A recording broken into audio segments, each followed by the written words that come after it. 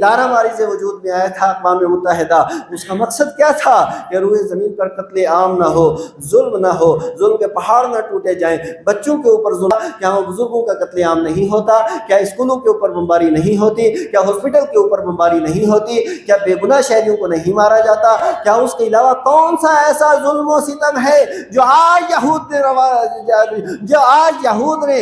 فلسطینیوں کے اوپر نہ ڈایا ہو، اور کون سا ایسا فتنہ ہے جو وہاں پہ انہوں نے برپا نہ کیا ہو، کون سا ایسا ظلم ہے جو انہوں نے برپا نہ کیا ہو۔ یہ سب کچھ انہوں نے کیا، لیکن اس کے باوجود آپ دیکھیے یو این او کو دیکھیے سانپ سونگ گیا ہے، امریکہ کو دیکھیے بالکل چپ ہے، برطانیہ کو دیکھیے بالکل چپ ہے، فرانس کو دیکھیے۔ حضرات گرامی وقار، میں یہ عرض کر رہا تھا کہ مسلمانوں نے اپنی نرم مزاجی کی بنیاد پر اور انسانیت کے تقاضے کو مد نظر رکھتے ہوئے انہوں نے انہی اسرائیلیوں کو اور یہ جتنے بھی یہود دنیا کے کسی خطے کے اندر تھے، یعنی جب نصارہ انہیں مار رہے تھے، دنیا کے اندر انہیں مار اور پٹائی پڑ رہی تھی، فلسطین کے رحم دل مسلمانوں نے اپنے علاقے کے اندر اور اپنے ملک کے اندر انہیں پناہ دی کہ تمہیں دنیا مار رہی ہے، ہمارے یہاں آ کر کے بس جائیے، تمہیں دنیا تمہارے اوپر ظلم کر رہی ہے، ہم تمہاری حفاظت کریں گے، دنیا اگر تمہیں پناہ نہیں دیتی ہے، ہمارا ملک آپ کے لیے دروازے کھولے ہوئے ہے۔ تاریخ شاہد ہے، یہ سارے کے سارے لوگ جس وقت اکٹھے ہو گئے اور ایک بڑی تعداد جب وہاں پہنچی، کیونکہ انہیں معلوم ہے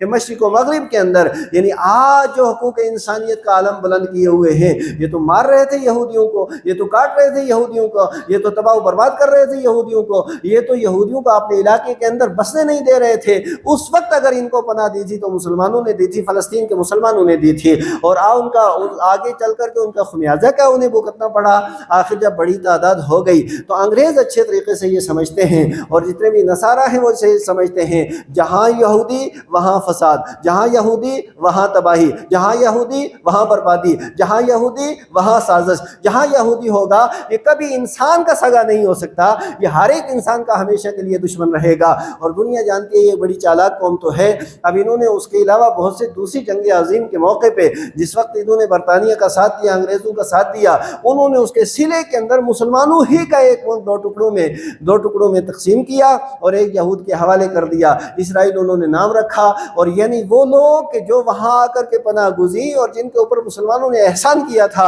اور اس کے بعد انہوں نے کتنا ظلم کیا ہے، کتنا ستم کیا ہے، پھر اردن کا کچھ علاقہ، مصر کا کچھ علاقہ، فلسطین کا کچھ علاقہ، پھر یہ ہمیشہ ہڑپتے رہے، اور کیونکہ ایٹمی طاقت ہے، اور اس کے علاوہ جو برطانیہ اس کے ساتھ رہے، اسی طریقے سے امریکہ اس کے ساتھ رہے، اور ساتھ رہنے کے بعد کس طرح کا ظلم و ستم ہوتا رہا۔ حضرات گرامی وقار، میں آپ سے پوچھنا چاہتا ہوں کہ آپ دیکھیے کہ پہلی جنگ عظیم اور دوسری جنگ عظیم کے بعد پوری دنیا ایک ادارہ مارز وجود میں آیا تھا اقوام متحدہ، اس کا مقصد کیا تھا کہ روئے زمین پر قتل عام نہ ہو، ظلم نہ ہو، ظلم کے پہاڑ نہ ٹوٹے جائیں، بچوں کے اوپر ظلم نہ ہو، اور عورتوں کے اوپر ظلم نہ ہو، بوڑھوں کے اوپر ظلم نہ ہو، نہیں طرح طرح کے یہ سارے کے سارے نعرے لگائے جاتے ہیں۔ میں پوچھنا چاہتا ہوں، آج فلسطین کے اندر آپ دیکھیں، غزہ کے اندر آپ دیکھیں، اور دیکھنے کے بعد کیا وہاں بچوں کا قتل عام نہیں ہوتا؟ کیا وہاں عورتوں کا قتل عام نہیں ہوتا؟ کیا وہاں بزرگوں کا قتل عام نہیں ہوتا؟ کیا اسکولوں کے اوپر بمباری نہیں ہوتی؟ کیا ہاسپٹل کے اوپر بمباری نہیں ہوتی؟ کیا بے گناہ شہریوں کو نہیں مارا جاتا؟ کیا اس کے علاوہ کون سا ایسا ظلم و ستم ہے جو آج یہود نے فلسطینیوں کے اوپر نہ ڈایا ہو، اور کون سا ایسا فتنہ ہے جو وہاں پہ انہوں نے برپا نہ کیا ہو، کون سا ایسا ظلم ہے جو انہوں نے برپا نہ کیا ہو؟ یہ سب کچھ انہوں نے کیا، لیکن اس کے باوجود آپ دیکھیے یو این او کو دیکھیے سانپ سونگ گیا ہے، امریکہ کو دیکھیے بالکل چپ ہے، برطانیہ کو دیکھیے بالکل چپ ہے، فرانس کو دیکھیے بالکل چپ ہے، اٹلی کو دیکھیے بالکل چپ ہے، سارا یورپ بالکل خاموش تماشائی بنا ہوا ہے، اور اس کے علاوہ دنیا کے جتنے ممالک ہیں یہ سارے کے سارے چپ ہیں۔ لیکن ایک بات یاد رکھیے، اگر یو این او یہ سمجھ لے، امریکہ یہ سمجھ لے، یا برطانیہ یہ سمجھ لے، یا اسرائیل یہ سمجھ لے، یا دنیا کے کوئی اور ملک یہ سمجھ لے کہ ہم مسلمانوں کو تباہ و برباد کر دیں گے یا ظلم کر دیں گے، ایک بات یاد رکھیے، یہ کسی انسان کا لایا ہوا دین نہیں ہے، یہ رب قدوس نے محبوب مکرم کے ذریعے بھیجا ہے۔ اسلام کل بھی زندہ تھا، آج بھی زندہ ہے، صبح قیامت تک زندہ رہے گا، لیکن یہ فاروق مصباحی کی بنیاد پہ نہیں، کسی مفتی کی تبلیغ کی بنیاد پر نہیں، کسی انسان کی قد و کاوش کی بنیاد پر نہیں، کسی اور انسان کے لائقی کی بنیاد پہ نہیں، اس لیے کہ میرا رب ارشاد فرماتا ہے اسلام کا دستور اساسی اور بنیادی دستور ہے وہ قرآن حکیم ہے، اِنَّا نَحْنُ نَزَّلْنَا الذِّکْرَ وَإِنَّا لَهُ لَحَافِظُونَ۔ قرآن بگاڑنے والے بھی ہم ہیں، قرآن کی حفاظت کرنے والے بھی ہم ہیں۔ اسی طریقے سے جس اسلام کو اللہ تعالیٰ نے نبی مکرم علیہ السلام کے ذریعے بھیجا ہے، یہ مٹنے کے لیے نہیں آیا ہے، لِيُظْهِرَهُ عَلَى الدِّينِ كُلِّهِ وَلَوْ كَرِهَ الْمُشْرِكُونَ، یہ سارے ادیان کے اوپر غالب ہونے کے لیے آیا ہے۔ اسلام کل بھی زندہ تھا، آج بھی زندہ ہے، صبح قیامت تک اس کا جھنڈا انشاءاللہ بلند رہے گا۔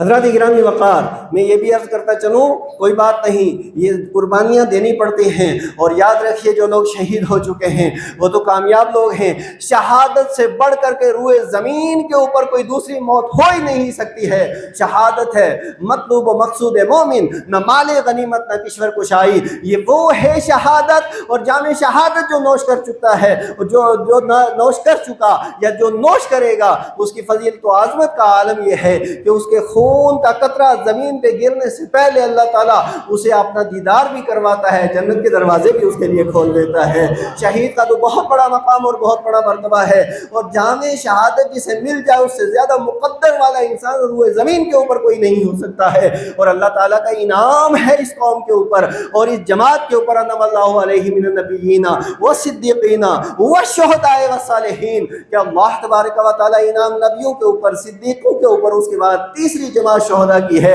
اور اس کے بعد صالحین اور اولیاء کاملین ہیں۔ حضرت گرامی وقار، میں یہ عرض کر رہا ہوں، اس وقت پوری دنیا کے جتنے لوگ ہیں، کہیں بھی اگر مسلمان کوئی اپنی جد و جہد کرے اور محنت و مشقت کرے اپنے وطن کے لیے، اپنی عزت کے لیے، اپنے آبرو کے لیے، اپنے مال کے لیے، اپنے مذہب کے لیے، اپنے مسلک کے لیے، اور کسی کوئی کہیں اگر بے ادبی ہو جائے، اس کے خلاف اگر احتجاج کرے، تو سارا یورپ اکٹھا ہو جاتا ہے، UN اکٹھا ہو جاتا ہے، سارے لوگ اکٹھے ہو جاتے ہیں، جناب یہ ظلم ہو رہا ہے، یہ ملیٹنسی ہے، یہ دہشت گردی ہے، یہ انسانی حقوق کی خلاف ورزی ہے۔ لیکن ہم یہ پوچھنا چاہتے ہیں، کیا اس وقت غزہ کے اندر حقوق انسانی کی پابندی نہیں ہو رہی ہے؟ کیا وہاں ظلم و ستم نہیں ہو رہا ہے؟ کیا وہاں پہ دہشت گردی نہیں ہو رہی ہے؟ کیا وہاں پہ ملیٹنسی نہیں ہے؟ اس لیے کہ وہاں سب کچھ جو ظلم ڈھانے والے ہیں وہ کلمہ پڑھنے والے نہیں ہیں، وہ نبی پاک علیہ السلام کی امت نہیں ہے۔ اس وجہ سے جو مسلمان نہ ہو وہ جو چاہے، وہ دہشت گردی نہیں ہے، وہ ملیٹنسی نہیں ہے، اور وہ بربریت نہیں ہے، وہ ظلم نہیں ہے،